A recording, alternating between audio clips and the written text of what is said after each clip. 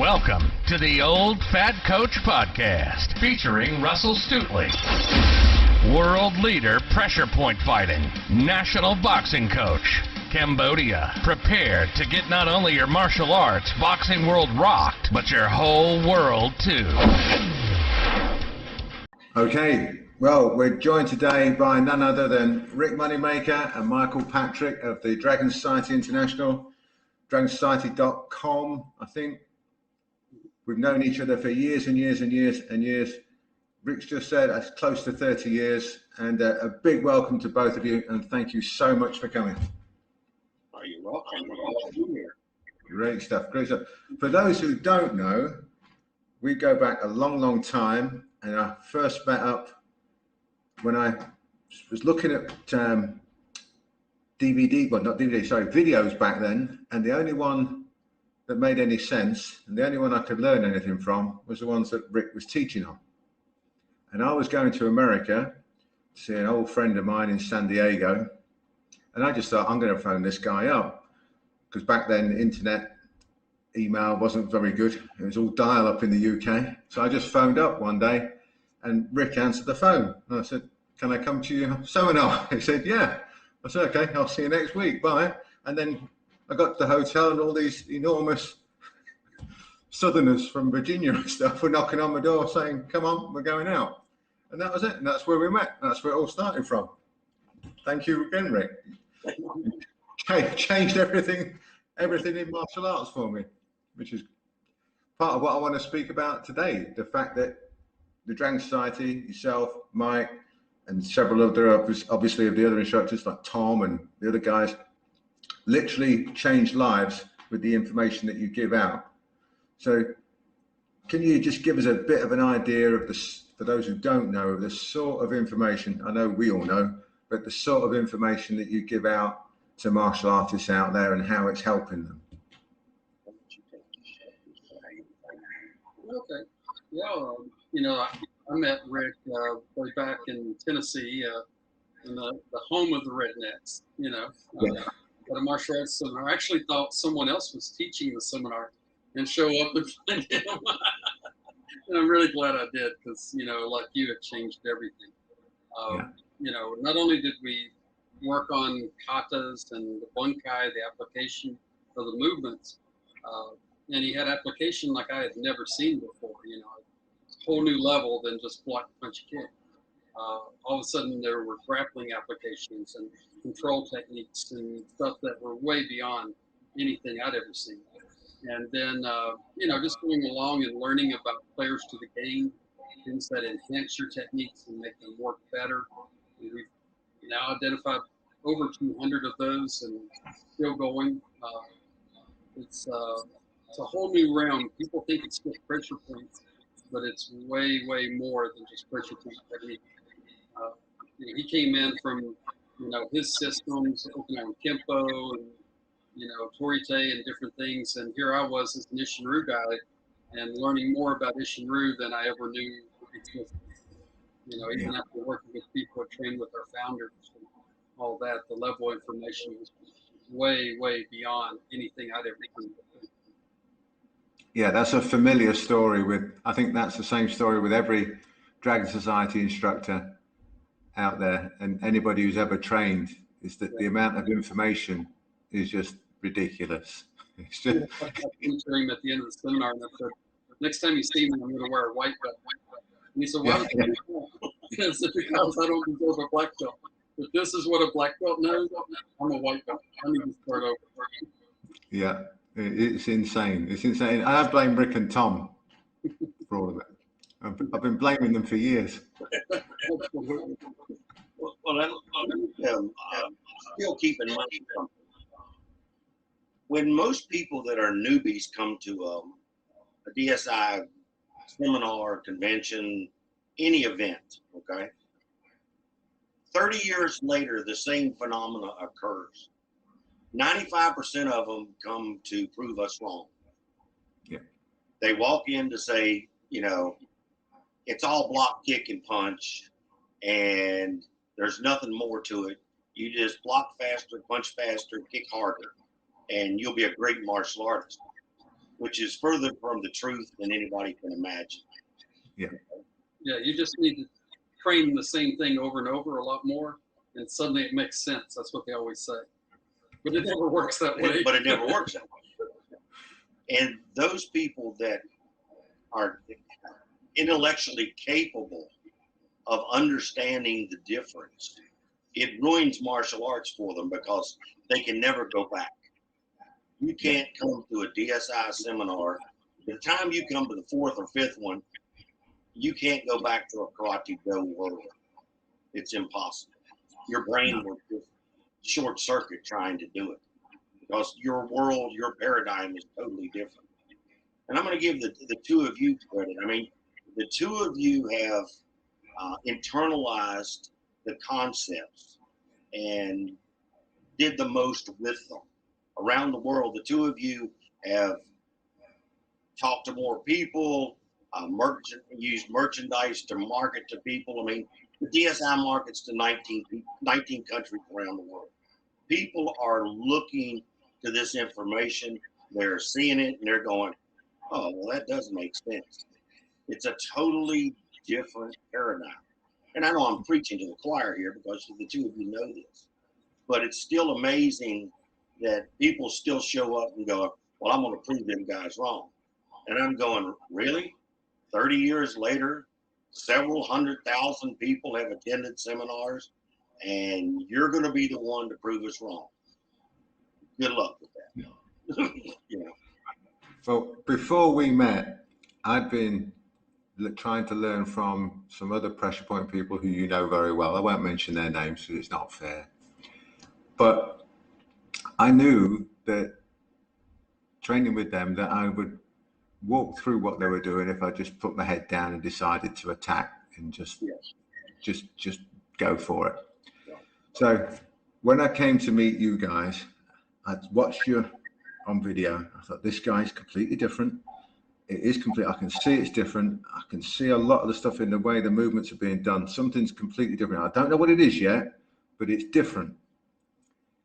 So in the back of my mind, knowing that I would walk through the rest of them, and then when I got into the room with you, I go, now then, this is rather different, isn't it?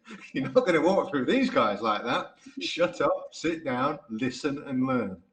And so I know exactly what you mean, because we had the same as well for years. But even I, not the same way, but in the back of your mind, you still had that thing of, I hope I can't walk through these people.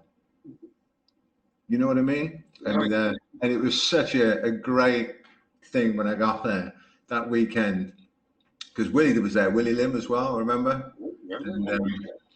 And it was just such a great time, and it just changed everything. You know, when you talk about paradigm shift, it didn't need 4 or 5; it just needed 4 or 5 minutes in there. You know, the standard joke: if all else fails to teach, pain will teach. You know. Yeah. And people say, well, I'm not going to go to a DSI seminar because they teach at 2 to 3%. You know, they're not going to use but 2 to 3% of their energy and strength. Well, anybody can handle that.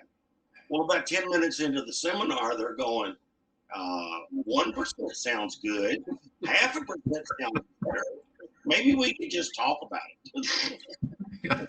We so many times in the middle, well, not even in the middle of a seminar, but after 3 or 4 players that have been shown, you see people in their groups, rather than drilling it, they start to stunt and talk, and that's a bit much now. Yeah. And you see it every time. Yeah, every time. All over the world. You know, we come in 10 foot tall and bulletproof. 15 minutes later, let's talk about this. You know, if you're going to hurt, we're going to leave. You know, because it's one thing to have impact pain, punch pain, kick pain. Okay, we're used to that. We're alpha dogs. We're used to being beaten, banged around. But then there's energetic pain. And then all of a sudden, everything hurts, and I don't know why everything hurts. It just can't be good, you know. And then you get the startle factor. And then you get the, I don't really understand what's happening to me factor. And the the funny thing about it is, if you go out and ask any martial artist around the world, what are they looking for? Well, I'm looking for enlightenment. I'm looking for the rest of the story. I'm looking for the mystique of the martial arts. I'm looking for the myths. I'm looking for the mystical power. Well, we might not have all of them, but we got a bunch of them. And when they feel, 10% of them, all of a sudden they're like, well, now that we know that it's real, and now that we know what people are talking about, and now that we know what it feels like, maybe I really didn't want that. Yeah. And now let's talk about that karate do thing.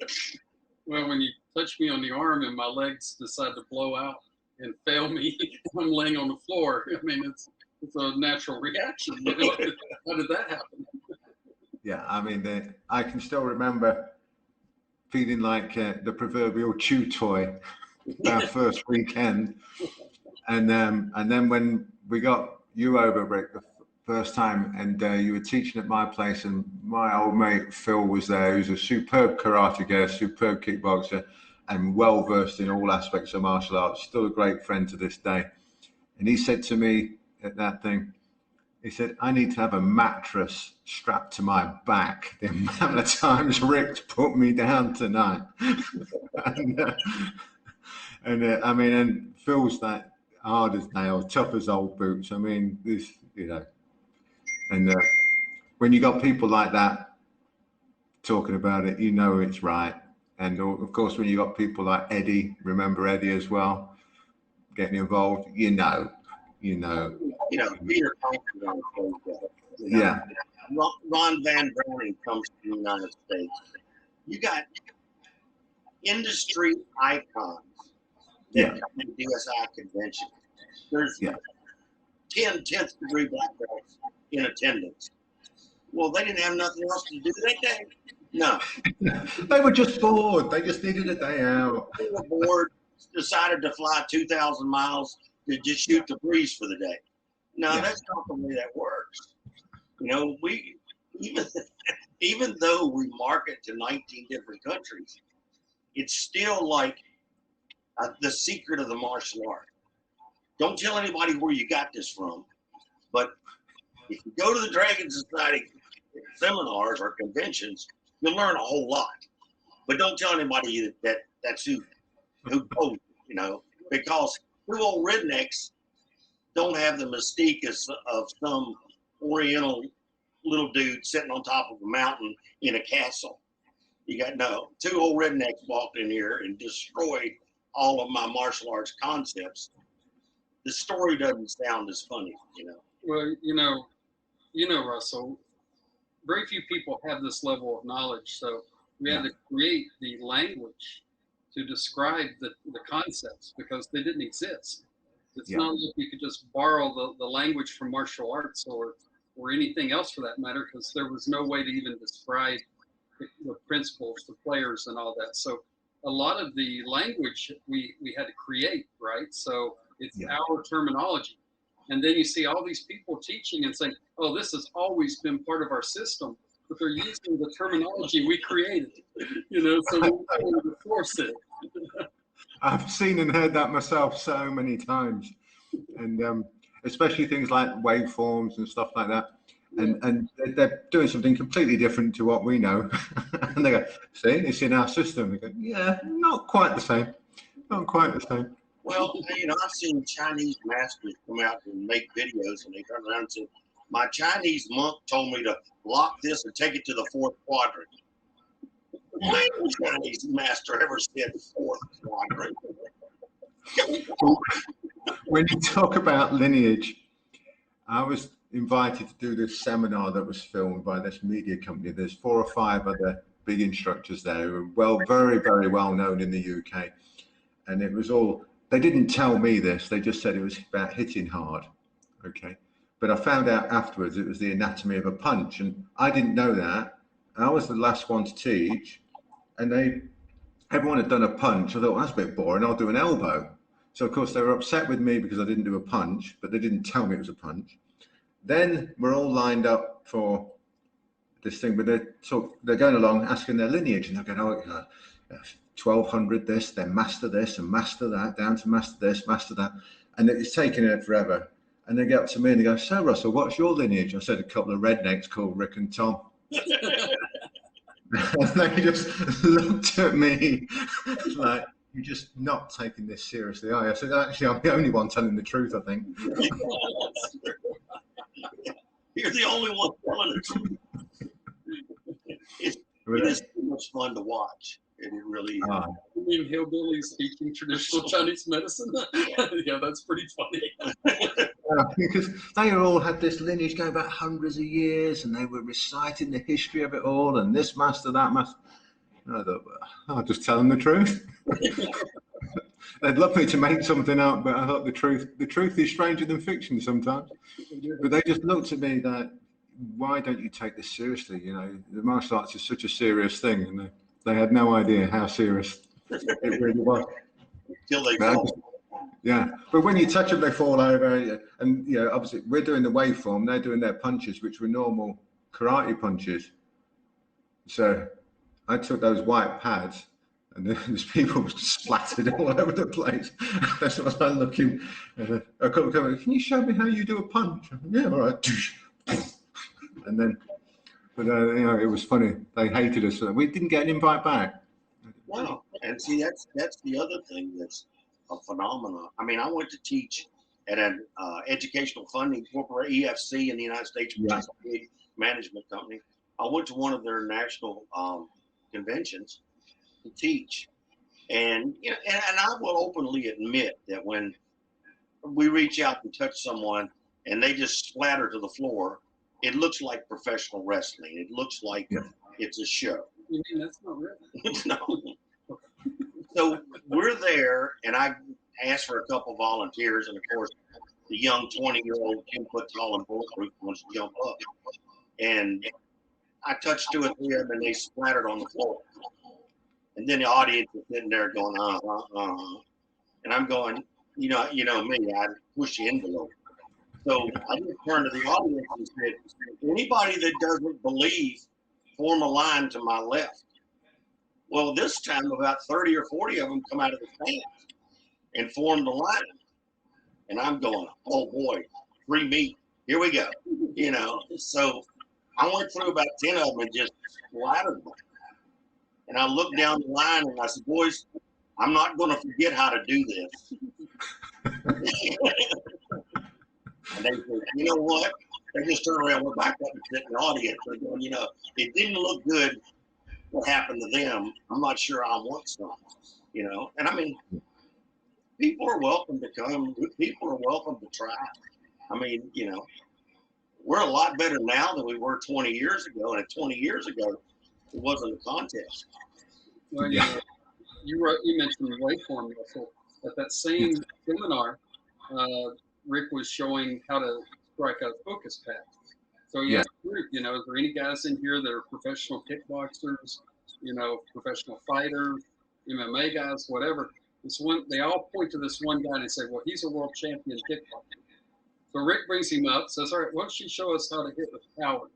And he's got a guy that's holding the focus mitt for him, and kickboxers hitting the pad over and over and over. And, you know, the guy's arms blowing back every time he hits it. And Rick's like, everybody was giving him a round of applause and they're all clapping. And then Rick says, now let me show you how we do it in the DSI. Same target, same, you know, focus holder and all that.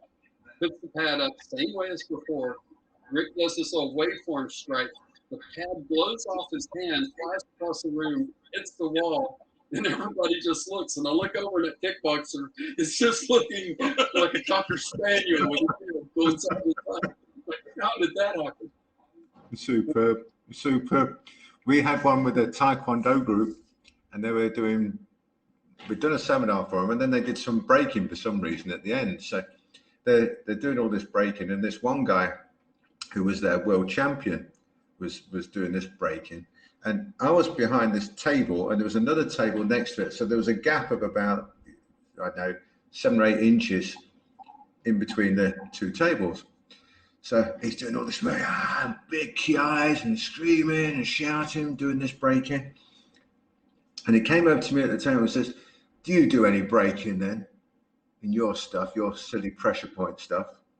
I said, "No, not really." And they put the board across the two tables. So I just put my hand on it and just did the wave through, and it broke it. I said, we don't bother with shouting though, and just gave him the board back. It's all smashed up on the floor. And he just looked at me, no word of a lie. He looked at me, said, "Bastard," and walked off. And then that group never ever invited me back again. Another one. I can remember when you called me up on the phone and said, "I need to know how to do this waveform break on a board." I said, "Okay, I can teach you over the phone." And then I told you what to do. You went off. You called me right back and said, "It works." Yeah. You think I was watching? I was telling somebody that story only a few days ago, because I was training in the garage with Gary. You don't remember Gary? And he's trying like mad, trying to break this board. And it was quite a hefty board, actually. It was, and we couldn't break it. I know, I'll ring Rick up. So I got in the house, phoned Rick, blah, blah, blah, I need to break this board. So he said, "Tell me what to do." I went, "Right, okay." But went back in the garage. Gary's like hurt his arm, hurt his hand, everything trying to break it. I walked straight up, went doosh, like that, straight through it, splat, broke, straight back out. "Rick, it worked." "I told you it worked." "Yeah, I know, but it worked." And that was it. So you can learn this stuff over the phone, guys. So think about what you can do online. You know, that's the funny part, because now, I mean, we have over 200 training videos on the website. People can get 200 private seminars, and they can have them streamed to them. Yeah. Each one of those will change their lives forever. I mean, just the simple waveform to break the board, okay? Yeah. How much has that impacted your training forever? Well, it changes everything. It changes everything.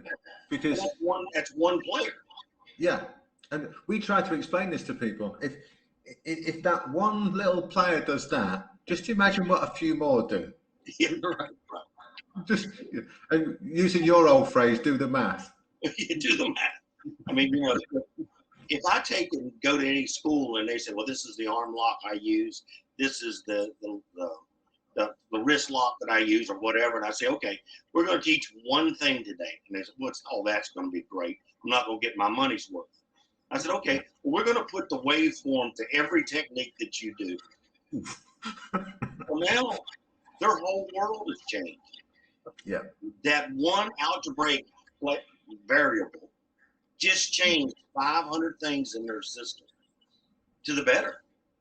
Yeah. Unless you're receiving, then it's not the better. But if you're receiving it, and it's nobody says, "Well, I don't notice the difference." Everybody says, "Well, that was a magnitude of intensity difference." And you know, the people that are going to listen to this broadcast are thinking that we're sitting around smoking dope. Okay. Yeah. The story doesn't make any sense. And it is so bizarre, and it is so exponential, and what it changes, that people hear the story and go, "That can't be true." Well, you know, you learn one principle. That one principle doesn't just work for one technique. So you learn the principle. You've now got to rework your entire system to incorporate that principle. And every time you learn something new, you're going back reworking everything you've already learned. So it's very informative. We keep saying to people, when you learn something new, go right back to the beginning and add it into what you already know on everything all the way through so far, and then take the next new one and do the same. And just keep doing that, keep going back, adding like that, and you'll actually progress 10 times quicker than trying to do it with another way. But people don't do that. They don't listen to us, right? They compartmentalize. So they learn a principle, but it only works on one technique in their mind. Yeah. Right. Yeah. So they practice at that technique, but then they can't apply it to everything they do, so they don't really grow. And Exactly. I don't know how to do that, but they do it over and over. I think it's because the way they've been taught from the beginning that this is a technique, another technique, another technique. But myself and John Andrews is one of our guys, and a BJJ black belt, European grappling champion, blah blah blah. Tom met him a few times, Rick, but I don't think you have. But we talk about there only being 3 locks, 1 choke, and 1 strangle, and people look at you going out and they go, "There's hundreds of locks. I do jiu-jitsu. I know 80,000 million locks." You go, "Yeah, but there's only 3. I know 3. I know all 3 of them." Go, "No." I go, "Hold on. Straight, bent, and twisted. There's nothing else." And they look at you and go, No, but what about this lock? Yeah, it's either straight, bent, or twisted. And there's only 1 choke. There's only 1 strangle. Might be a million ways of doing it, but there's only 1 of them. And they can't get their head around that simple concept, which the same with all of the DSI stuff. It's a simple concept of waveforms, which isn't that simple, we all know that, but a simple concept of waveforms, where you can apply that to absolutely every single thing that you do in the martial arts. And what they do is they see us do a waveform and they go, "Well, those waveforms are good for breaking boards and hitting pads." Yeah. Yeah. And I'm over banging my head up against the wall, going, "You think you could use it on an arm bar? Or you think you could use it on a chest punch or a head block or a down block? Do you think you could do it with all of those?" Well, I never thought of it before. I'm dealing with a mental giant here. I'm telling you. Think about it, Russell. You learned the waveform strike through a telephone conversation. Yeah. And it wasn't a long conversation, Rick. I was phoning America from home, and phone calls cost a lot of money back then. Yeah. So I got to keep this quick. Why? It's costing me $2 a minute. Don't repeat it. I remember it. Okay, got it. Yeah. Don't go into detail. Give me the Reader's Digest version. This is expensive. Oh, I remember those days. Yeah. Yeah, I mean, today have no idea what we had to go through to develop this, research it. I bought tens of thousands of dollars worth of medical books. Okay. Yeah. Now, I didn't have the luxury of, well, I'll just Google it. I had to go buy a book and I had to read a book. I had to read 1,000 pages to get the 10 pages that I could use, and then transfer that into the martial arts, and then go out and figure out a way to teach it to people that were able to comprehend it. And my wife looked at me when they said, "Where are you going?" I said, "Honey, I'm going to pack up. I'm going to drive 6 hours. I'm going to go into the deep hills of Tennessee and teach a bunch of rednecks about traditional Chinese medicine. What could possibly go wrong?" And his success story is he got me as an instructor. Yeah. There was 80 some black belts in the room when I walked in, and all of them were standing like this, looking like death warmed over. They were going to get some, because nobody was going to walk into their dynasty, going to come into their home and tell them that block, kick, and punch wasn't what they were doing. When I was going to touch the first one and they splattered on the floor, everybody just got this deer in the headlight look of eyes open, mouth gapping, thinking, "Nah, he faked that." And the next one hit the floor. And then the next one hit the floor. And then they started to believe. Yeah, they're a little slower than most. It took about 10 people to convince them. But it just took one, because I got sacrificed. I remember. Yeah, all the 9th and 10th degree black belts in the room threw him out as bait. Yeah. Yeah, I'm sitting there like, what did I do? Why me? But here's the thing, you see, here's what to me separates what we're talking about from what everyone else is doing. And I'm not blowing smoke here, but this is the truth. You can ask anybody this. When you teach, when I teach, when any of us lot teach, we ask for a volunteer. Yes. When everybody else is teaching pressure points, they take their own uke. Yes. And that to me tells me everything I need to know. Well, I rolled into a place in Rhode Island, and my motorhome as usual. And I have a very small wife. She's like 105 pounds. Well, she traveled with me. We showed up at the dojo. We go in and introduce ourselves. First time we're being hosted there. Well, the instructor says, "Can I see inside your motorhome?" Oh, well, sure. So I take him out and show him the motorhome. And he comes outside the motorhome. He says, "Well, we got a serious problem." I said, "You didn't like the motorhome?" He goes, "No." He said, "If you just take her out there and throw her around, I mean, you weigh 275 pounds. You throw that little 100-pound woman around, nobody's going to believe it works." I said, "She doesn't practice martial arts." He said, "Well, then how are you going to demonstrate it? Who are you going to use for Mookie?" And I just pointed it. I said, "You will furnish the Mookie." And he said, "What do you mean?" I said, "Well, if I do it to her, she knows what's coming. If I do it to the whole room, none of them knows what's coming. And if it works, it works." And then when I finished, he said, "That was the greatest seminar in the world." He said, "You did it to everybody in the room. There's zero doubt in anybody's mind." I said, "Yeah, it happens every time." Yeah. And then the thing that really kills them is we did that with 2% freshmen. There's 98% left. It's not And like a whole bunch of players. It's not like you get in a fight and you use 95% of your ability to win. You use 2% of your power and accomplish the goal. And people can't get the mental leap. There's 98% left. I mean, I work on a hand and somebody hits the floor at 5 psi. Well, I can squeeze at 180 foot-pounds. Well, that's a big difference. But people still say, "Yeah, but I wouldn't fight like that." And you go, I wouldn't either. I know, but I just go, "You really think I do?" Yeah. One guy once said to me, "Yeah, but because didn't want to hurt anybody, so we literally on stomach 5 with the tip of my finger just going like that, and he's wobbling all over the place."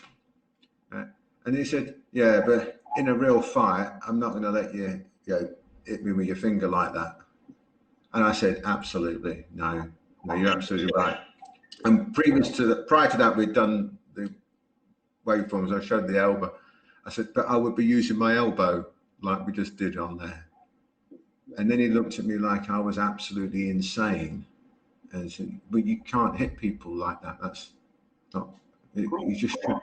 I went, "But that's what we would do, isn't it? It's a fight." And it sort of blew his mind that, "Oh, so you don't fight with the..."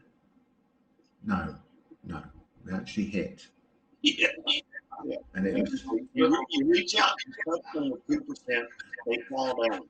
You put boards up, you wave through 5 1-inch pine boards, and they can't make the mental leap that maybe you would hit that point instead of a finger, you would just smack it with the waveform 1,000 pounds harder.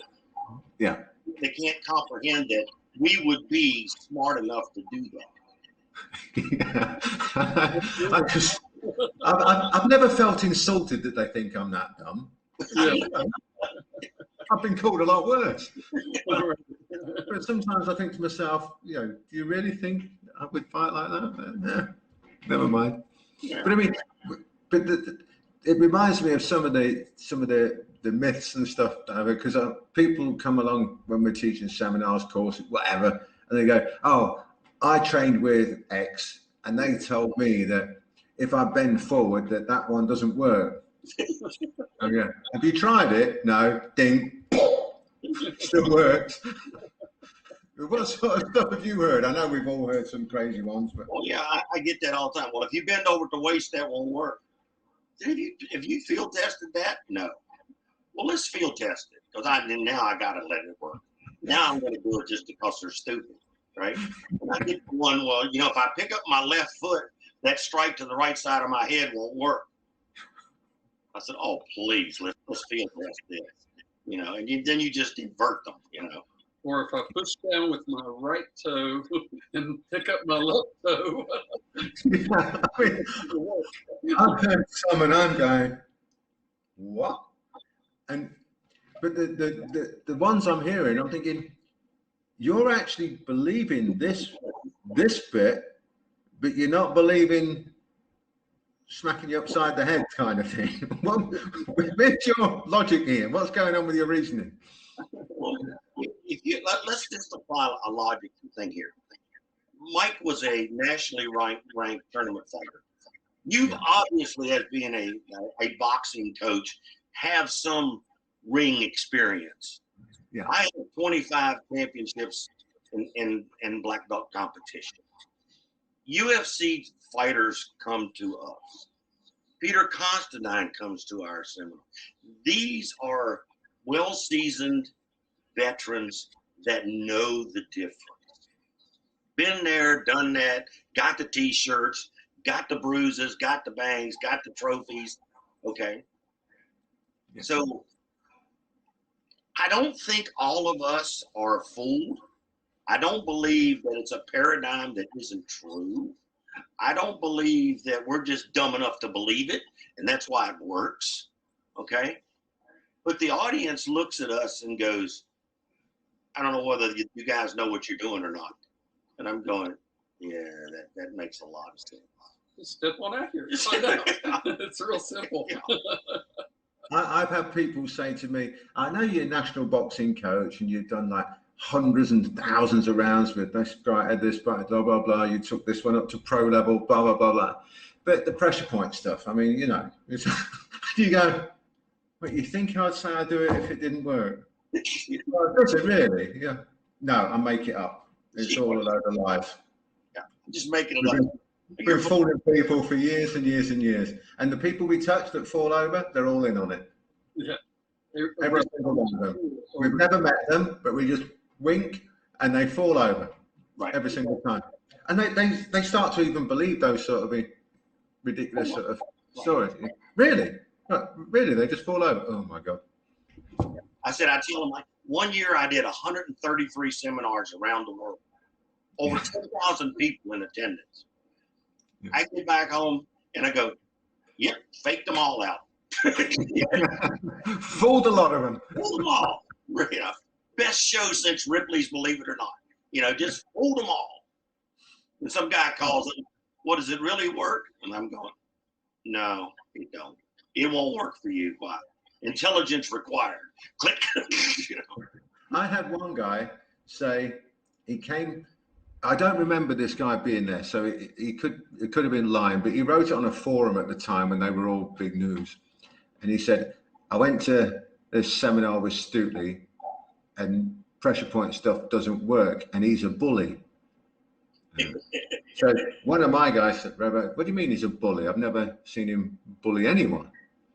He said, yeah, he's a bully. He said, because when he came round to us and I told him it doesn't work, he touched me on the arm, I fell over and it really hurt and I couldn't carry on. So my guy said, hold on. One, that's not bullying. And two, if pressure points don't work, how come he touched you on the arm, you fell over and it hurt that much that you couldn't carry on? Well, it did, and they don't work, so there. Okay. And that's the sort of intelligence level we have to put up with. Yeah. Oh, yeah. I mean, now, have you had the experience where you're teaching and the guys who know it works begin to volunteer people? They're like, you go over there, everyone will see what happens. One of our guys, well, two of them, Tony Bruno and Cheap Shot Jez, they would, you met them at Oakham, Rick, the big bodybuilder types. Yeah.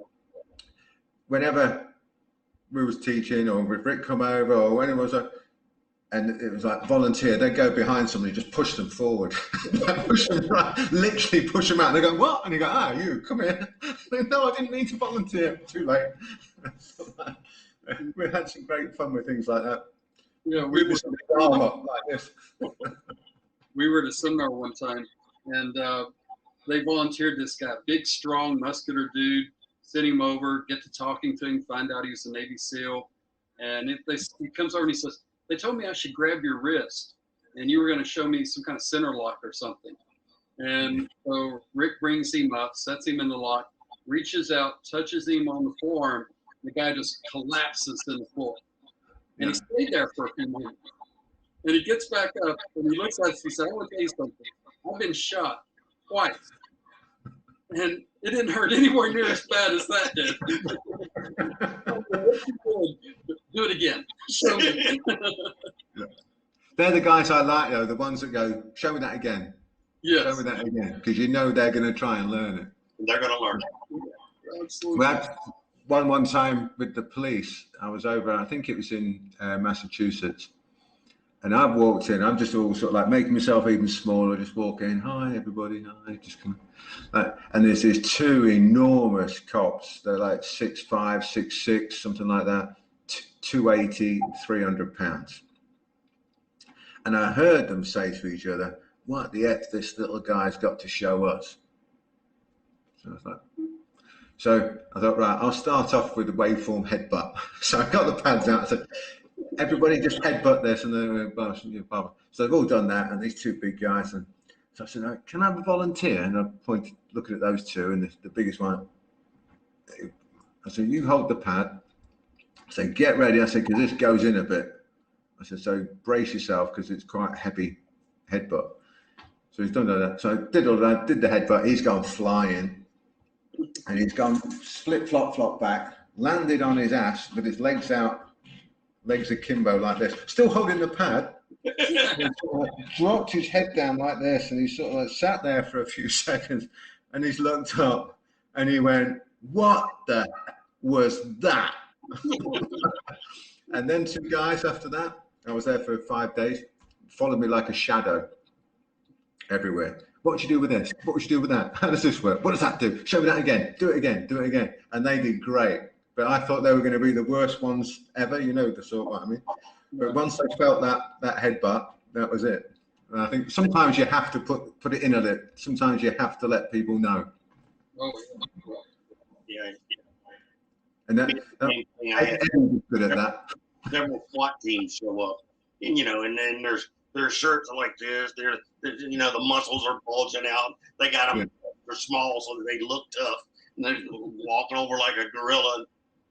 Reach that hand out, and right after that, it's a whole new situation.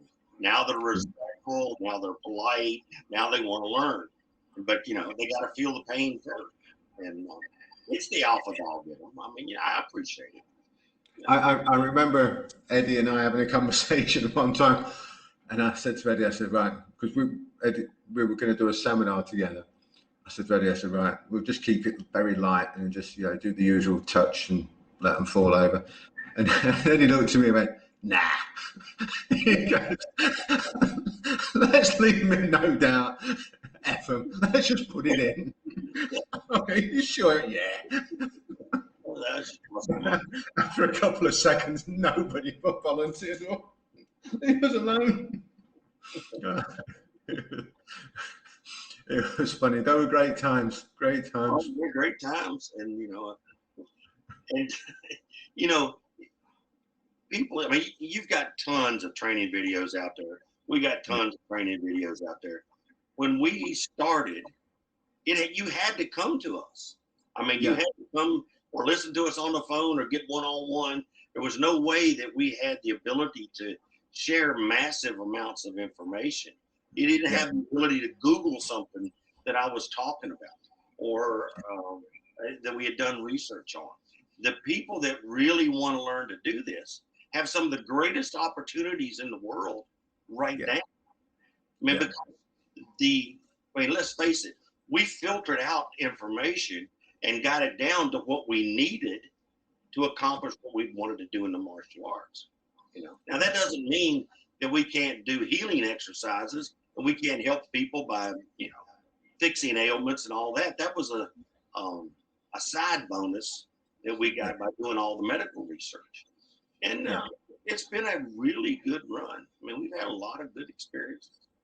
Oh yeah, I mean, I can still remember our road trips, and you're driving along and just chatting about this, that, and the other. But also when you're chatting about martial arts stuff, you learn so much just driving along, having a conversation, stopping off for a coffee somewhere, or whatever, or something to eat, and you're learning.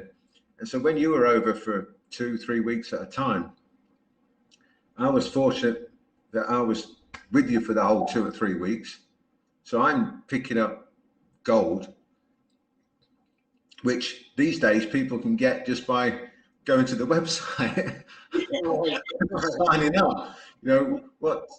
And I keep saying to people, what took us years, you can get in months, weeks, days, hours, even.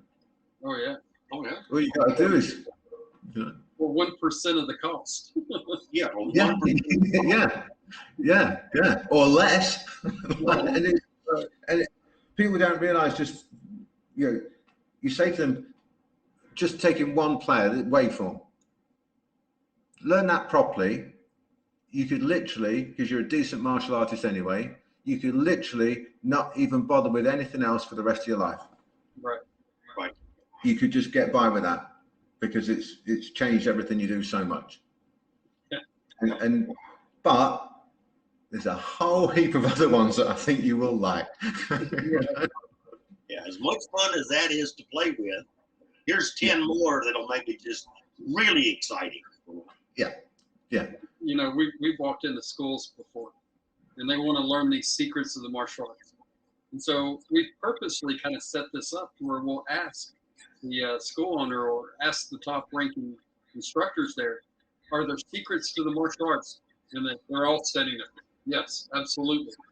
Do you guys have secrets in your system? Oh, yes, certainly. All right, well, here's 4 or 5 of ours. And then you turn it around and you say, okay, now, show me one of yours. And they're all sitting there just like, don't know a single one to share. Yeah. Or they say, that was one of ours. Yeah, right. Yeah. I had one,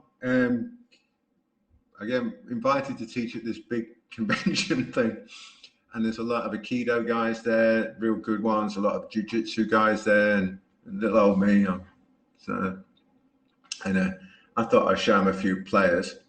And so this Aikido guy came over who was a master of Aikido.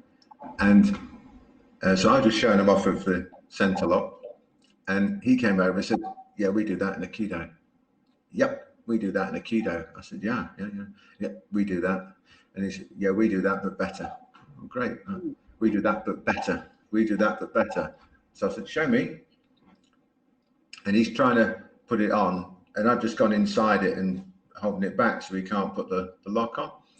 So I'm just holding it like that. And he went, oh, you've got good chi. I said, yeah, not too bad, thanks. I've been cultivating it like that. So he's tried to put a bit more strength in. I've just gone inside it even more and just locked it up. So he just can't move me at all. So then I'm going like this, putting my finger on here and going like that. He goes, what are you doing? So it's putting sound energy through, stopping the lock. He went, oh yeah, we do that as well. I'm like, yeah, I'm sure you do, like that. And he's trying a bit more, and then I'm going like that. He goes, what are you doing? I said, putting sound and vibration energy through, stopping your lock. I'm just going like this. For those who don't know, I'm just making this up as I'm doing it. I'm just Rick and Mike know just by going inside the lock, they know what I mean. But all this other stuff, I'm just making it all up. And this guy's going, yeah, we do that. So he still can't get the lock to work. He goes, yeah, that's how we block locks as well. I said, oh, do you want to show me how you block it? He said, yeah. So ding, and he goes, again, never got invited back. But yeah, you never get back. No. As soon as you show the difference, people go, those guys are really good at that. Don't tell anybody. Yeah. Oh, I don't think it really works. It was a bit lucky. Yeah, I'm going to buy all their DVDs, but don't tell anybody. And we do monitor who we sell to. Okay. Yeah. We got grandmasters all over the world out there, the heads of their systems, and they buy technical data from us. Wonder why that is. We get orders from martial arts celebrities, and we know who it is, but they won't put the name on it. But we know by the address and where it's going. Who's buying it?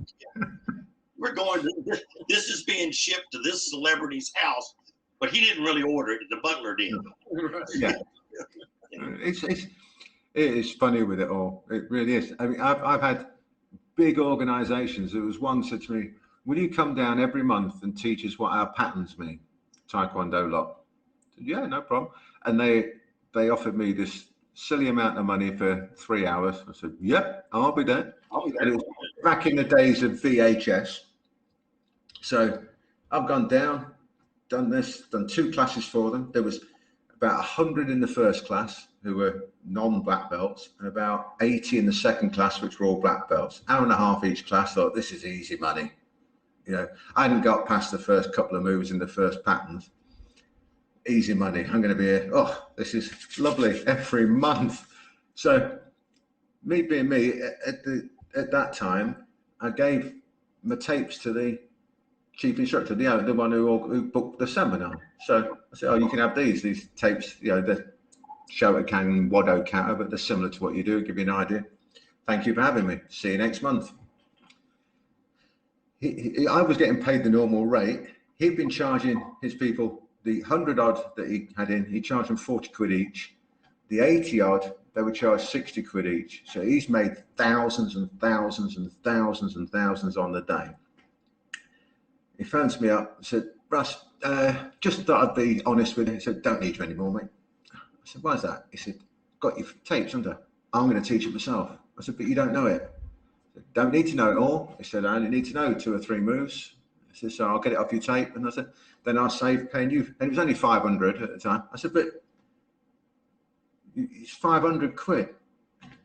You know, he goes, yeah, but it's 500 quid in my pocket, not in yours. I thought, well, at least he was honest with it. I couldn't really argue, but that happens all the time. Well, I had one individual, we won't mention his name, but he filmed me doing a seminar for him, turned around and put it out there and sold it under his logo.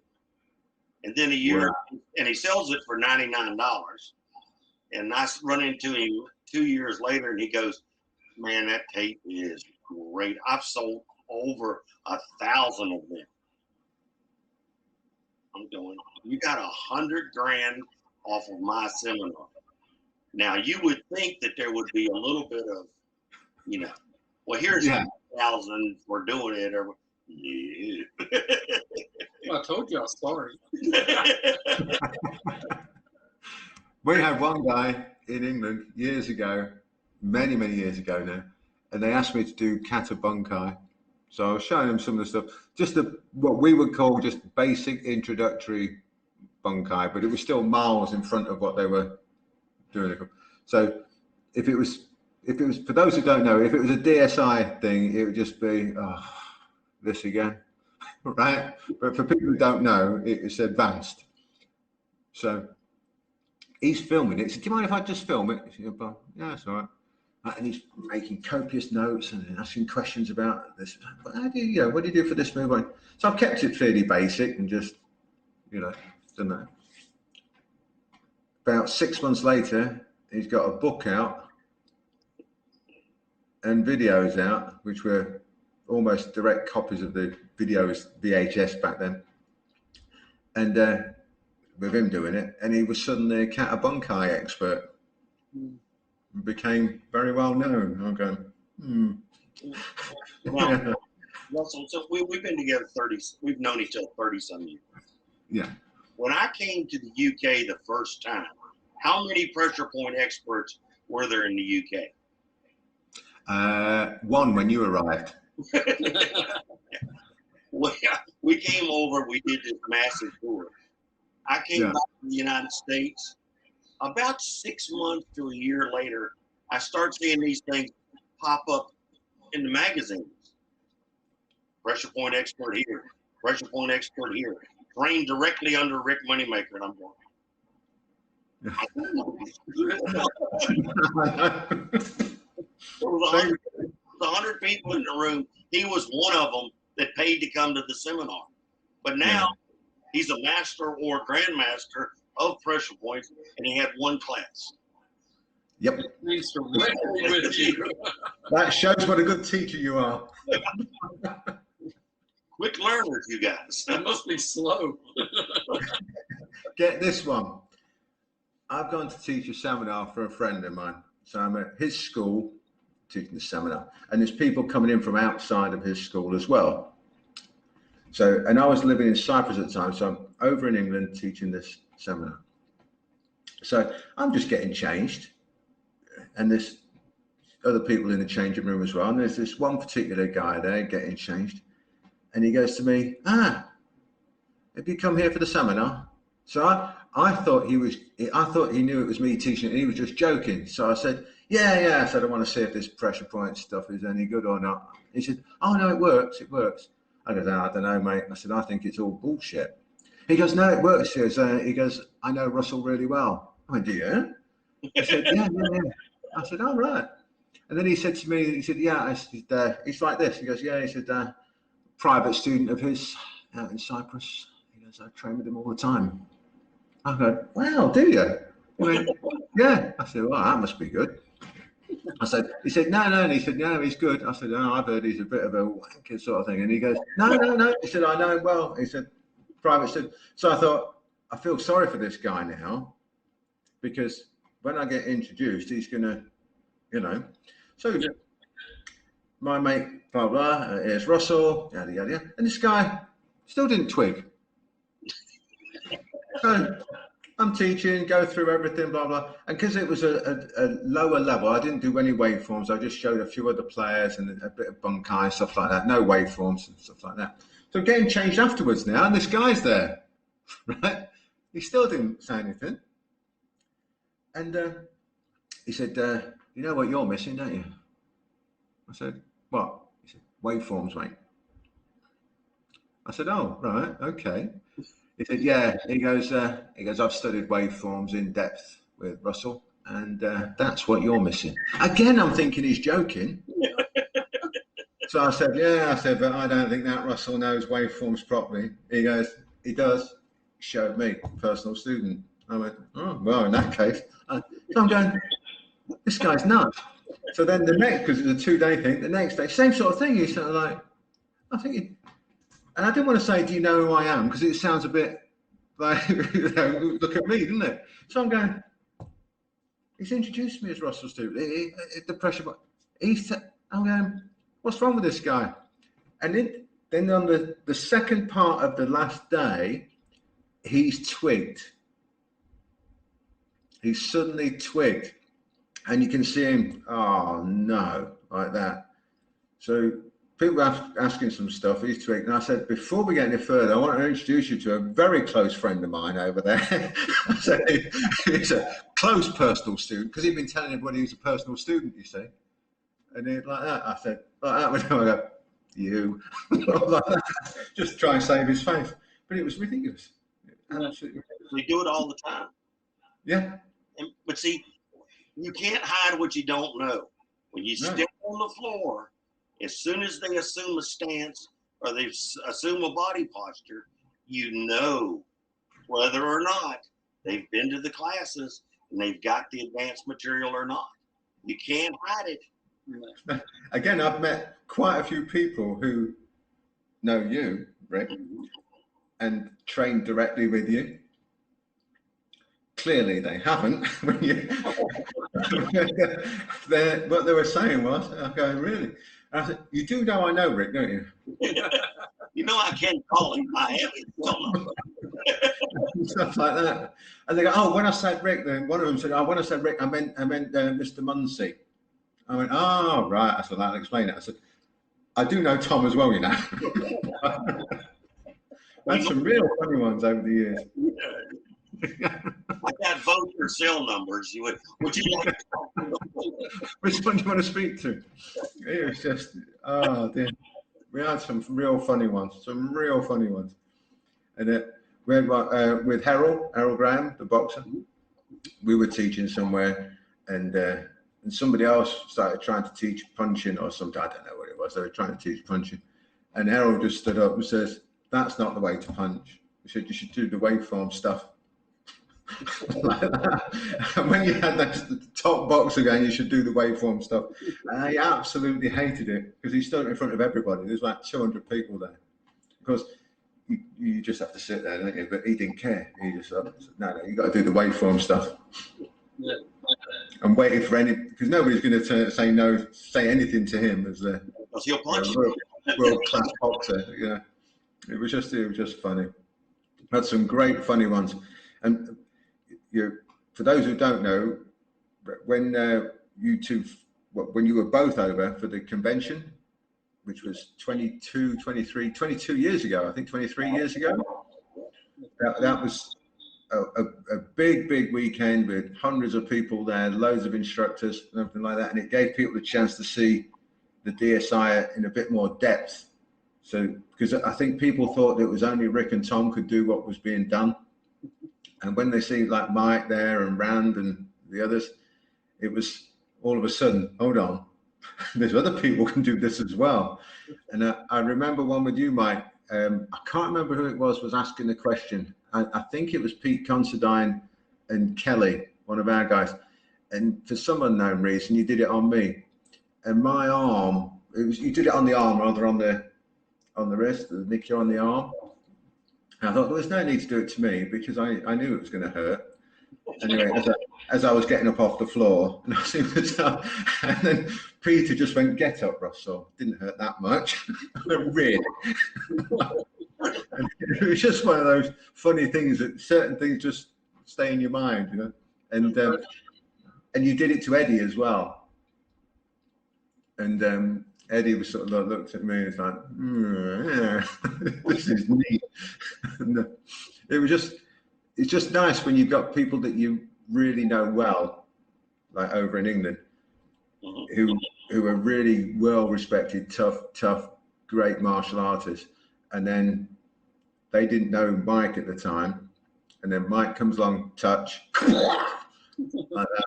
And when that happens, that sort of thing, it's a great sort of way of letting people understand how in depth everything is and how it can be learned. Yeah. These people think there's only two guys know it or something, when actually no, there's other people who learnt it as well. The transferable skill. Yeah. I mean, the thing that I remember the most out of that convention was there was like 8 mats set up, and there was 2 grandmasters brought in from Japan. And when we were teaching, people started migrating to the DSI stuff. Remember? And there, the 2 grandmasters from Japan are standing there going, "There's nobody in our ring. We'll go train with the DSI." Yeah. but as that was happening, I was telling people I know, get back over there on the mat with the Japanese guys. "We don't want to." I said, "Don't worry, you're going to get extra time with the DSI lot. Just get over there. You can't just walk off his mat. It's not right." Because for those who don't know, the instructors were moving around the mats, sort of thing, so that people had the chance to train with lots of different people. And then when these guys, we won't name, were going onto the mat, instead of the students staying on the mat, half of them walked off and followed Rick or Mike or Tom, whoever, to whatever mat they were going on to next. So you end up with the mat suddenly got tons of people on. Or if they're supposed to move off one mat and go to the next one, whatever, then well, I'm not going over there. I'm not moving. I'm staying here. And it was as Rick said, just all of a sudden you've got this mass of people on 2 mats instead of spread out on 8. Move back. And they were getting belligerent when you told them you had to go back over there. And no. Yeah. Well, a few of them said to me, "I'll pay. I'm coming. I'm watching. I'm going in. I'll pay. I don't have to go over there. I'm going in." "You always tell me train with who you want." "All right, fair enough. Good point. Go on then." Well, I'm doing my class, and one of them came over and joined my group, and we worked through some stuff. And at the end, he came over and he bowed really deeply, really respectfully, and I was, of course, very appreciative and courteous back. He walked away, and I walked over to Rick, and I'm like, "Who was that?" And Rick's like, "Don't worry about it. He signed your promotion certificate." We'll read it later. I had one of the grandmasters come up to me.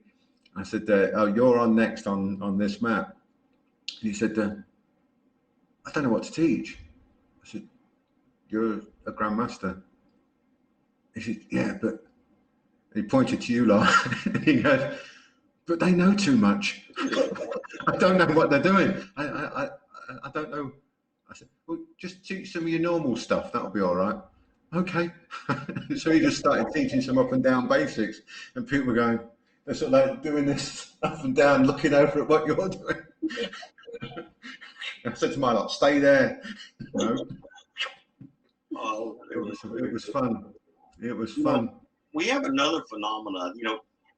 You've been to a DSI convention and seminars, obviously, all over. It is a very family-oriented joking, like we're doing right now. We're just joking around, goofing off. We had our convention here. There was like 150 people here from all over the world. Well, we show up in our gi bottoms or sweatpants and a t-shirt, and we're teaching all weekend. Well, then it comes time for the group picture, when everybody's got to go get their uniforms on and come back. Yeah. Well, then all of a sudden, everybody who was their buddies and were just shooting the breeze are looking around and going, "You're a 10th degree black. You're a 9th degree black. You're a 10th." They had no idea the number of 9th, 8th, 9th, and 10th degree blacks that were out there in their t-shirts working out with the other black belts, and sometimes green and brown black, because it was new material to them. And they were, and then we all took all our good gear off and packed it all up, back to our t-shirts, back in there, and it's all one big family again. And, we got 1st degree black belts laughing at 10ths, 10ths laughing at other 10ths, 9ths laughing at 10ths, and it's just a big family. It's so ego. No ego. Which is exactly how it should be, isn't it? Yeah, absolutely. Exactly how it should be. And what makes me laugh with it all is that you've got DSI stuff where the knowledge base is tremendously wide and tremendously deep, and there's no ego. Everybody's having fun. Zero ego. I've not met any DSI instructor with an ego. Not one, ever. You can't have one around this group. No, it's not going to work, is it? If you'll soon get bitch slapped out of you. Right? But then you go to, I'm just going to say it this way, a normal martial arts thing, and there's ego everywhere. Oh, yeah. And to me, that's what makes what we're doing, the sort of stuff we train in. I think it's because it is so dangerous that you can't afford to have an ego with it. Right. And you got to do it at 2% because you can't have the injuries.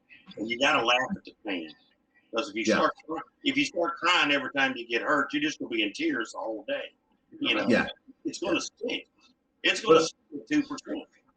I've tried to explain to people sometimes, because people say to me, how does it hurt when you got somebody like Rick or Tom or whatever doing it on you? I go, well, something that really hurts.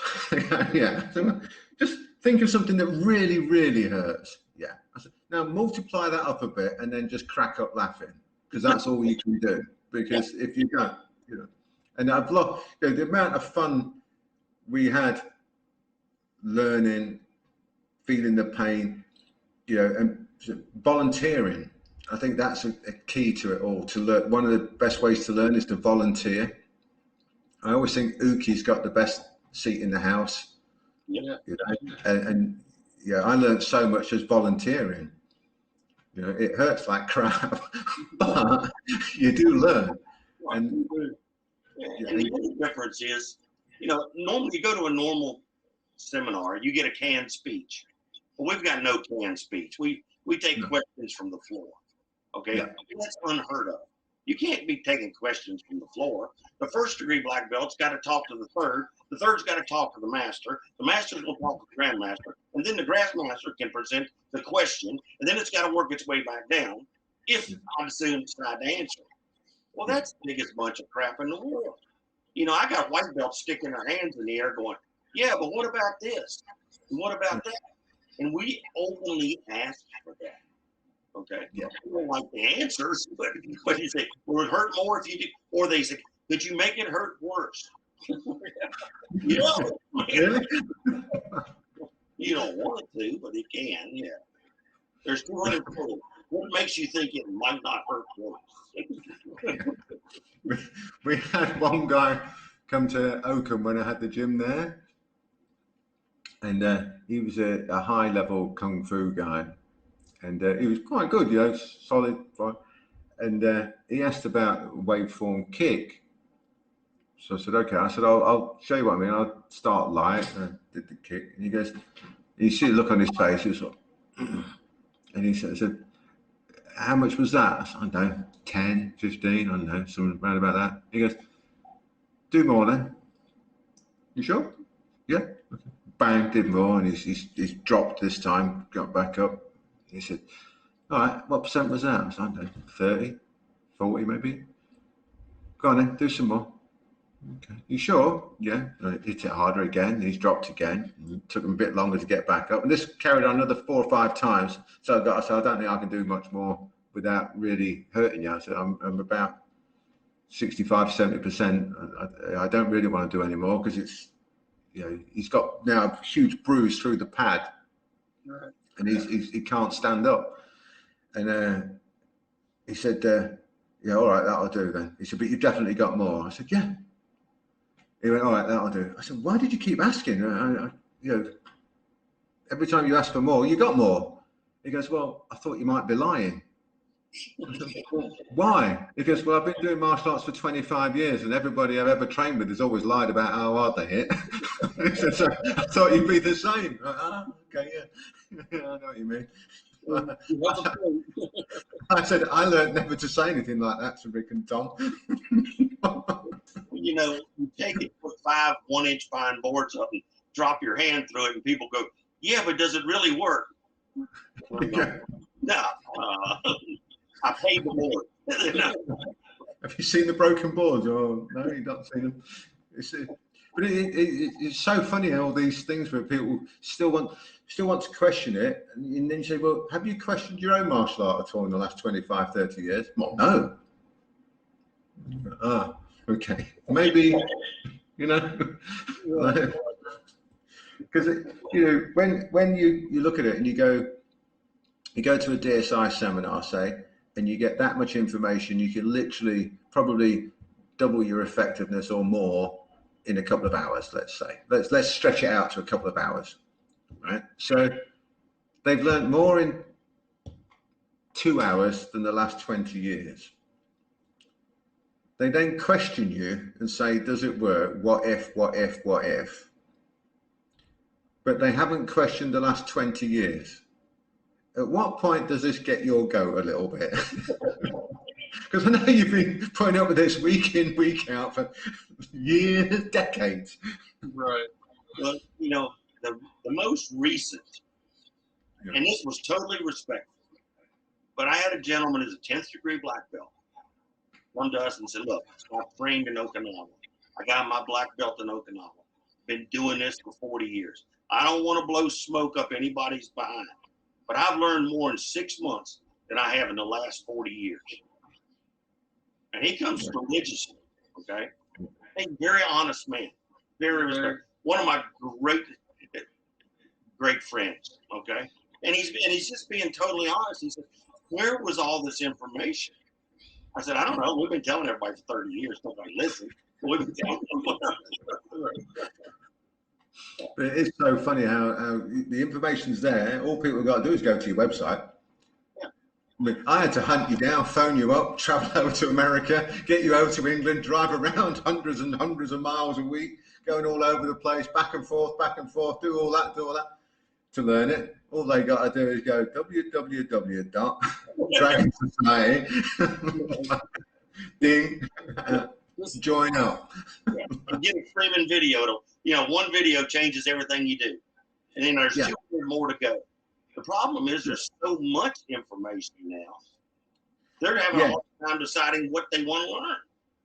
Well, this is a great thing about being able to get in touch with the likes of DSI and that, is that it's presented to them in the order that they need it, really.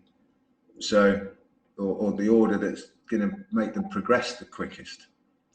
But Because obviously somebody might want just waveforms or whatever, just picking that again. But if they take it in order, they're going to progress so quick. Yeah. You know, I mean, we taught guys stuff that transformed them in a few hours. Yes. Yes. You know, like you did with me. And it's, you just go, they're so much better now than they were this morning. I mean, it's nuts. I mean, it's just, well, it's insane what can be done. I mean, I remember with John Andrews, he won't mind me saying it, he openly said it himself. When I went down to first meet up with them, they'd been to lots of other pressure point places with other people that we both know, and decided it doesn't work. Okay. So they thought, last gasp thing, we'll get this stupid guy in and see what it's like. I got there and I didn't want to go to another jiu-jitsu place that was going to be no good. When I saw him warming up, I thought, oh my God, these people know what they're doing. This is, oh, I'm so happy. This is going to be good fun, this one. And then he asked me one thing about some takedown, and it was just opposites. I said, well, just do opposite, blah, blah, blah. He went, oh, yeah. He said, I can use that on this and I can use it on that, kind of. I can, And next minute, they're just smashing crap out of each other just with opposites. Loads of different opposites that they were able to put in, that they've just changed, just tweaking a lot of their jiu-jitsu, blah, blah, blah. And he said, do you know any more little ideas like that? Just a few. That was it. Bam, like a duck to water. And then they came up and trained with us a week later. And in that week, it picked up so much. It was absolutely ridiculous. Got to such a good level within a week. It was insane. And that was the sort of thing that you just love. And it's only because of meeting up with you, I blame you again. I keep telling people I blame you and Tom, and nobody believes me. I went to a celebration. A gentleman had a major birthday, and he brought in like 10 instructors to teach for his birthday party. Yeah. And one of them was a famous stick fighter, and he did his presentation, and I got up and did mine, and of course I ain't got no choice but to use the Ukis of the school, right? Yeah. And then we all go out to eat later, and he goes, I can't believe you walked into an MMA school, used their students as Uki. I've never seen this done before. That's badass. He's like, I can't believe this. And I said, well, it either works or it doesn't. Okay, it's that simple. It's either gonna work or it ain't. It's that simple. And then the question, well, how many different schools do you teach at? That's a lot. And he says, well, how many different styles? A lot. Well, how's that possible? I said, how many arms you got? 2. How many legs you got? 2. I said, here's the secret. Everybody does. Again, it's something that people, they get, you show them something and they go, yeah, but would that work against a grappler or against a striker? And you go, are they human? Yeah. Yeah, and then it works. Yeah, and that's it. I mean, Learn arm, well, then I'm going with yes. I say to people all the time about non-responders, I say, I haven't met one yet.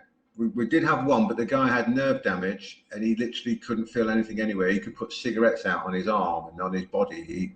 He used to jump off of like walls and land on his head almost on concrete just for bets. But his body still collapsed when you did the stuff, but he didn't feel, he said, I don't know what pain is. He says, I felt like weird, but nothing hurt. But I still don't understand. But he still fell over. And his still body collapsed in the right way and stuff like that, which I found really odd. But when it comes to non-responders, as we hear from other people, can we clear that one up for people? Please. I'm a non-responder because I have neural damage. Do your meridians still work? Yes. Well, that's all I need to know. Does your mechanical structure still work? Yes. Are your muscles still connected to your tendons? Yes. We're good. Yeah, faster. Yes. Well, we're probably good to go. We're probably going to be okay here. And after about 6 or 7 players, everybody hits the floor. Yeah. Well, I didn't feel it. I said, I know you didn't feel it, but get up. You know, why are you still laying down? Well, I can't move. I said, well, why not? I can't feel it. Well, don't care. Get up. You know, What I love is in the seminars is when you have someone, maybe you're doing a joint lock or something, and they bring them up front and they say, it doesn't work on this guy. Yeah. And that's the moment where I'm going to stop the whole seminar and we're going to demonstrate how this guy doesn't feel it. You know what? They all feel it. And then when they hit the floor, they come up and they're like, well, when I did it to him, it didn't work. And I'm saying, yes, and if I did it like you did it, it wouldn't work either. Yeah. I mean, the amount of people who do that, where you show them something and they can't do it, so they then tell you that it doesn't work. Right. You go, hold on a minute. Say that again. They go, I've just tried it on him and it doesn't work. Therefore, your technique doesn't work. Right. Okay. It's not that you can't do it though, no? Can I have a go? Do you mind if I try? You go, ding. It seems to work okay. But still, they have this thing of, I don't know if it's a mental block or they're just determined that they're determined maybe that it won't work beforehand or something. I don't know. Or it's But, ego. yeah, he just goes, well, you know, it's like saying you just did a spinning 540-degree kick and I can't do one, therefore a spinning 540-degree kick doesn't work, or you can't. It's impossible to do. And you go, that's the logic, is it? That's, you know.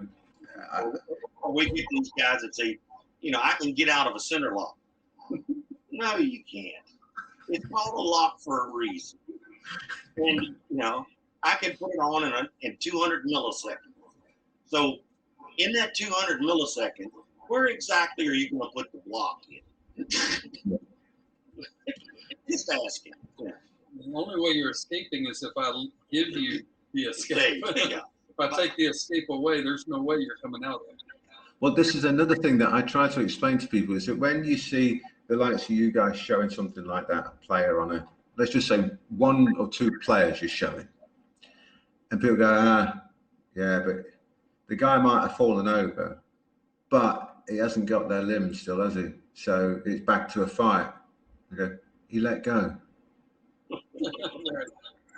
No, I don't know about that. I mean, yeah, you go, no, he let go for safety. Do you not realise? I don't know about that. You go, come here, dink. I'm letting go, look. If I don't let go, it's broke. You do know that, don't you? That's why it's let go. Well, you know, we've had people interviewed, and you know, we take them through the technique, and we simple roll up, touch them, and he falls on, and they go, well, what's next to the technique? You realize that I did that at 1%. He splattered on the floor. There was 99% left. There would have been total limb destruction and possible dislocations and everything else. Severed arteries. Everything else. Muscles. And you want to know what's next. I guess the answer is a triple. I don't know. I don't know where you're going. And they said, well, everybody else does it. Then they need a follow-up technique. And I said, that's true, because they didn't do it right. That's why. Exactly. I still remember that time you did a spiral in England, on Tony it was, and he had the spiral bruise go right up his arm.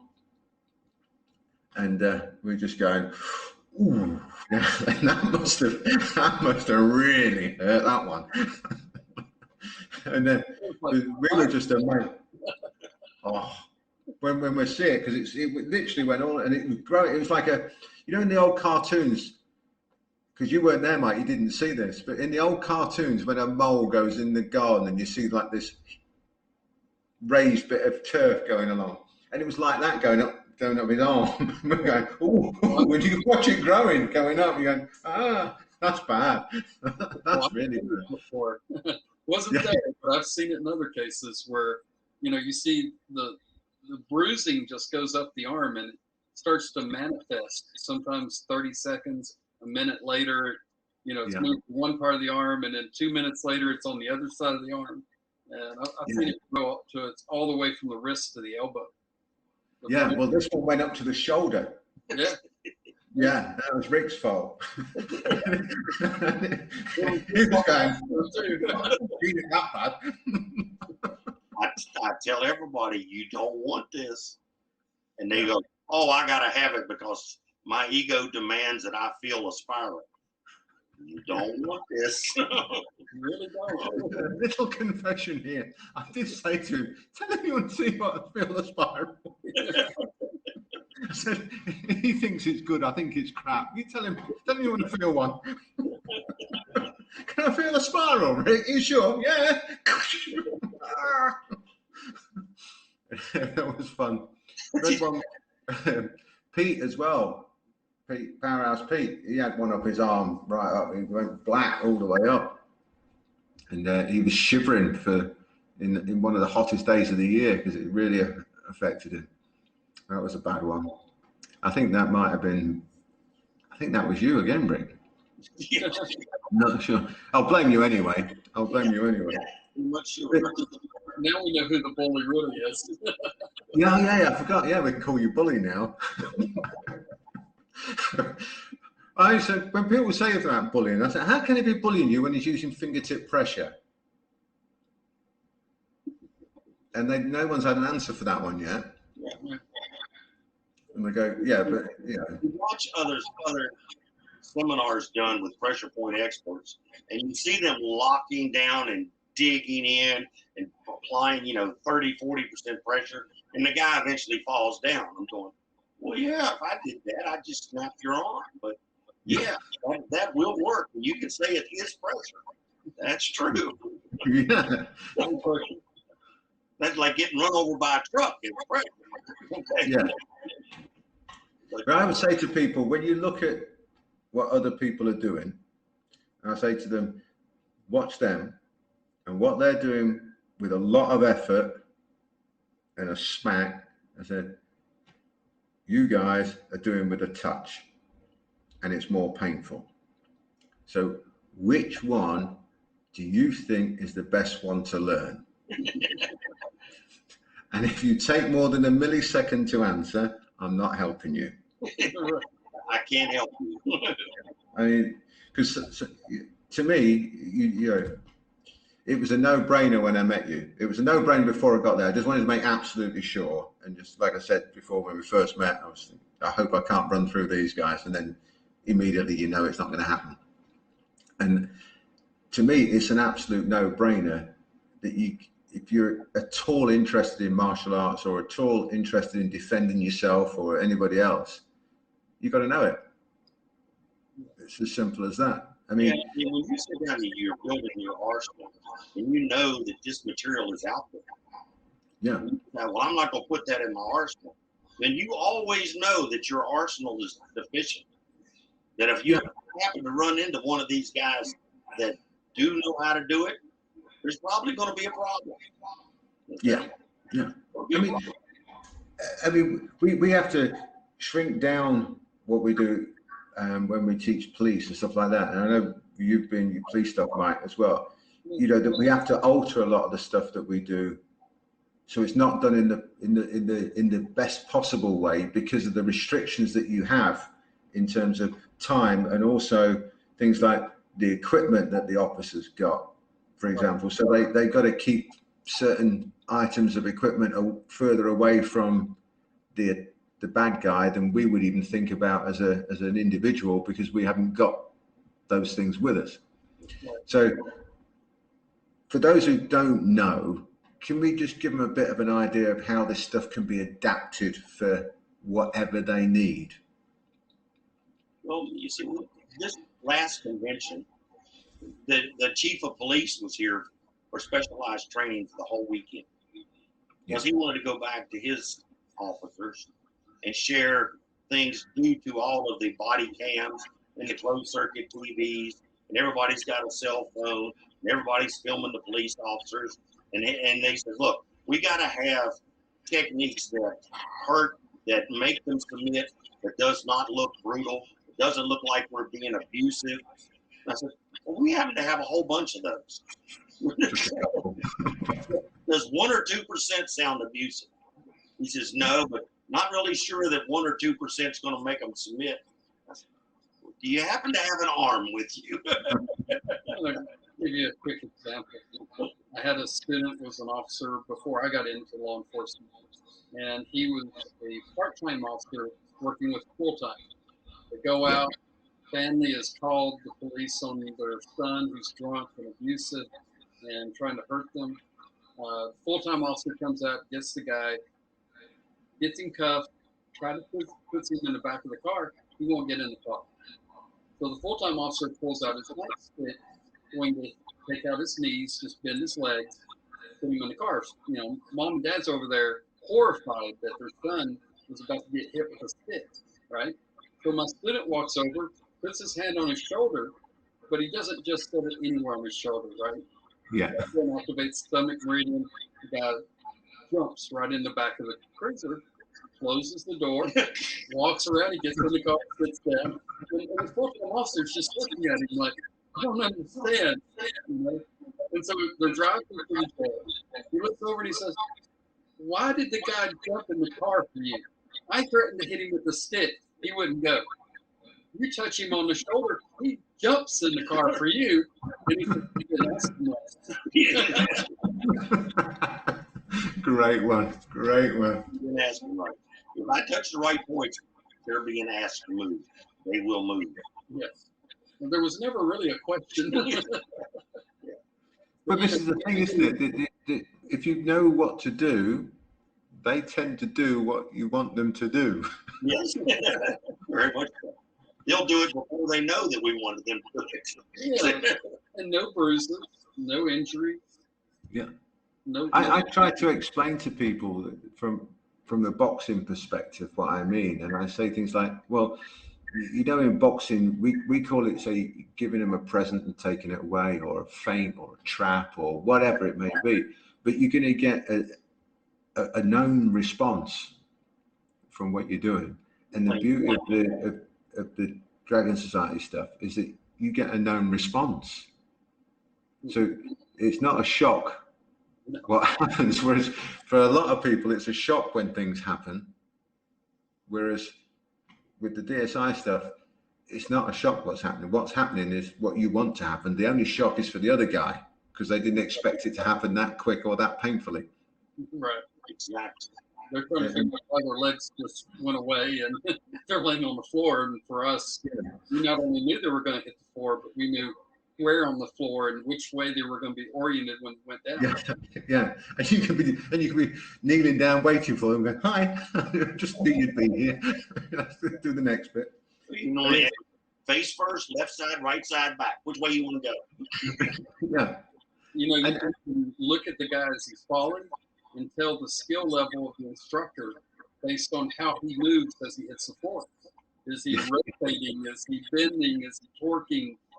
You know, exactly the way he's falling tells me an awful lot about, when I watch him do a technique, I can tell which players he's using based on how the people hit the floor. Yeah, and the way their body changes, their body shape, which bits move, which bits shake, which bits don't, which bits collapsing first. Right. You're just going, Nice variation. Yeah, and it's fascinating when you know what you're looking for. It's fascinating. It is. When you don't know what you're looking at, you have no idea, and you just think, I don't know what happened there. And to me, that's the beauty of the information that you put out, is that it enables you to just look at something and start to work out for yourself what's going on. And then you learn and learn and learn just by watching other people. You can learn so much about your own art and what you're supposed to be doing just from the principles that you get from the DSI. And I think that's an important part that people need to understand, that they can take just one, let's just take quadrants as one thing. If they just really understood that well, they're gonna, again, change everything they do, transform what they're doing. Right. Especially those guys who like takedowns, throws, and grappling.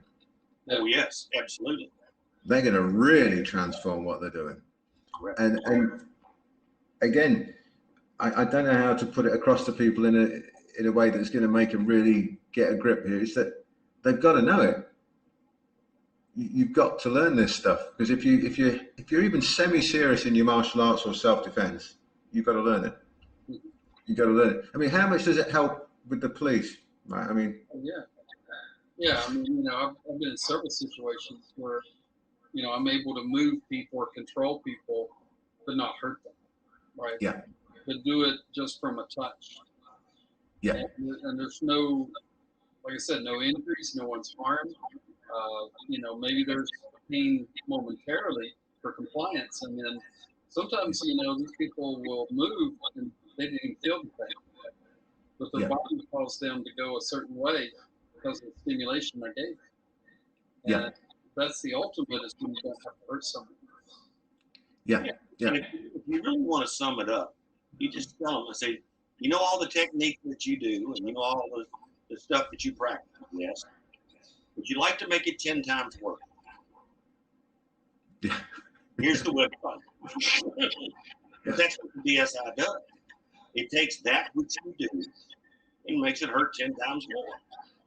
Yeah, what cracks me up are the people that say, "Oh, these people are feigning compliance. They're playing along," and I'm like, "You mean the guy that we arrested was playing along?" Yeah, the one that really didn't want to be arrested. That one, the guy who's trying to get away, him. But when you said 10 times as much, Rick, I think that was a bit of an underestimate. Yeah, I know. They're not going to believe the truth. No. They're not going to. Good point. But they'll believe it. But if you know, come on. You've seen the effects of a spiral. Just without 20 players with it. And, you know, 100 underestimate. When we talk about something like that, we can say, "Oh, so Rick did a spiral," and you just go, "Why? Who annoyed you?" But to other people, they go, "What's a spiral? That can't hurt very much." Really? Okay. Because all they see is, but if you're just showing it from, they might only see this. That can't hurt. Yeah. Okay. The dude, he turns upside down and spins and lands on his head, and you go, "Well, that's a nice trick. How do you learn to do that?" Well, it's not a trained dookie. I had a guy ask me about a spiral one time at Oakham, and I just put a little one in, and there was a group of about 7 or 8 of them, and this one guy said, "I don't know about a spiral, blah, blah." So I put it in a little bit, and I sent it in and up. So, and he's gone back and gone around in the air and landed. And they all thought that he had somehow been able to jump backwards up in the air, spin himself over and splat himself on the floor. They wouldn't have it that it was anything else. And I said, "Yeah, he's been practicing that." And he's like, "Oh, fucking haven't it?"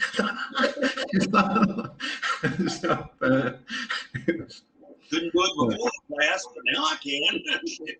But it's amazing how many people are so, even to this day, after all the years of knowing that you guys are around, knowing that you can't fool hundreds of thousands of people for decades, they're still going, "Well, I don't know. I don't know. What if? Have you tried it?" No, I haven't tried it. Well, you don't know then. Well, the phenomena that we see happening here all the time in the States is people will come and get our material, go back to their dojos and use it, teach it. You can see it. And how many times do you see pictures of dojos and the Dragon Society charts are in the background? Yeah. Angles and directions marked on them. Now, we don't study any of that Dragon Society material, and you're looking in our charts, they're on the wall. Okay? Yeah. But they come and they get it and they go and they say, "All right, this is the best stuff we got. Don't tell anybody." Because if we tell anybody, they might buy the material and know as much as we do. Or, you know, or like you said, once the instructor bought your material, "Oh, that Stooley stuff doesn't work. Well, let's go practice what I know how to do." Where'd you get it? From Stooley, but don't worry about that.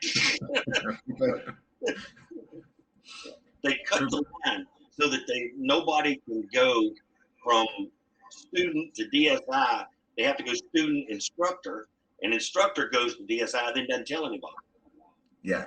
It's the greatest secret of the greatest secret of the martial arts is don't tell anybody about the Dragon Society. It's funny.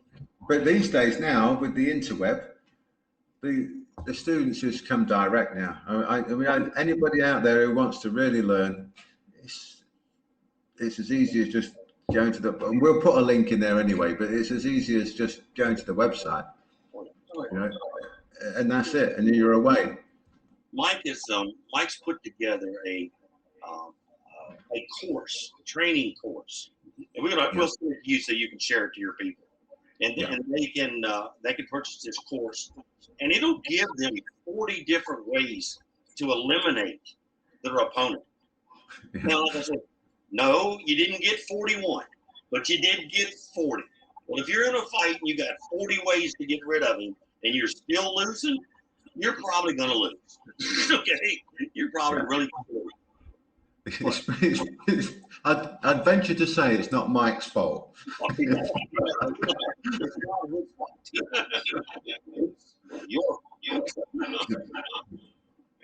It's Well, I remember years ago when you first came over to England, we were at somewhere, I can't remember exactly where it was, but you did something and they've hit the deck, and then you said, if you can't win from there, it's your fault. And I stole that line. Straight away, because I thought that's a great line, because I can use that in so many different places. And and then the other one that was a great one, we were at a Waterloo place with my old boss and mate Phil Martin, and at his place, and they were asking about something. I was over. You asked me to teach some other guys some other bits and pieces over here or something. You were doing something over there, and Dave Honey came over to me and he goes, asked me about something. I said, well, I'm busy with it. Just ask Rick. And they asked you about whatever you do about something. And Dave Honey came over and says, Rick just punched me in the throat. He goes, it's pretty neat, his answer to what we were asking. He goes, that's going to really mess you up. You didn't hit him, you just thought like, I'll do that with it or something. I don't know what they were asked you. I can't remember what it was. They came back and went, oh. But they've gone from, I'm not so sure about, what's going on here, to coming straight back up, this is it. This is it. There was a huge mind shift in that one little moment where you said, oh, you just do that. I don't know what the question was. I don't know if you'll even remember it, but it was 20 odd years ago now. But it was just the look on everybody's face. And then when Dave, because he's the best karateka they had in there, and well-known, very, very tough guy, great martial artist. And when he turned around and said, this is it, like that, all of a sudden everyone was, right, I know, that was it. Because Dave was like a shadow again, one of those guys. Yeah, and he got very, very good, very, very quick, actually, Dave. Very, very good. And it was. For an hour. Yeah, sorry, I'll grab it for, you know what it's like, we'll grab it forever. Sorry. Is there anything that you wanted to let people know about before we close it down, or just to get to the site and get the stuff, I suppose? Yeah.